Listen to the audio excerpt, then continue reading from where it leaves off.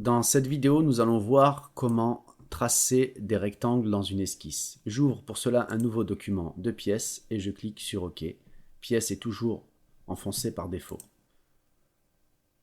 Ici, l'outil rectangle se trouve bien entendu dans l'onglet Esquisse. Vous avez ici à côté de l'outil rectangle une petite flèche qui vous montre que vous avez 5 manières différentes de tracer un rectangle. On va commencer par le premier rectangle par sommet.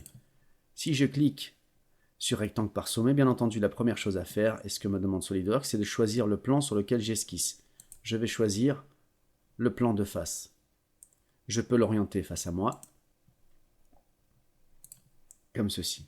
Je retrouve ici les 5 options de tracé de rectangle, et celui que j'ai sélectionné est enfoncé ici, m'indiquant bien le premier clic et le deuxième clic. Les numéros 1 et 2 indiquent les clics.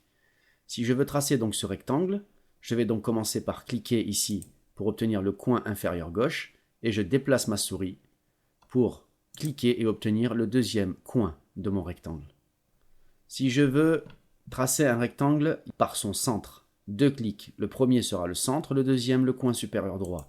Si je sélectionne cette option de tracer de rectangle, si je clique ici, on voit bien que j'ai le centre de mon rectangle et j'ai plus qu'à positionner le deuxième point pour clôturer ce rectangle. La troisième option ici, c'est un rectangle par 3 sommets, donc il y aura forcément 3 clics. Je le sélectionne, premier point, je donne l'inclinaison à un des côtés de mon rectangle, voilà, et j'ai plus qu'à tracer le troisième point pour fermer ce rectangle.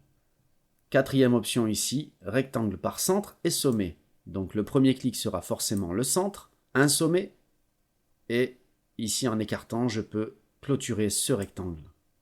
La dernière option ici, c'est le parallélogramme. Si je clique le point numéro 1, je donne le deuxième coin et ici, regardez, je peux donner de l'inclinaison à mon parallélogramme pour obtenir ici mon parallélogramme qui est également un rectangle. Un petit zoom au mieux pour recentrer tous ces rectangles que j'ai tracés de 5 manières différentes et je valide mon esquisse.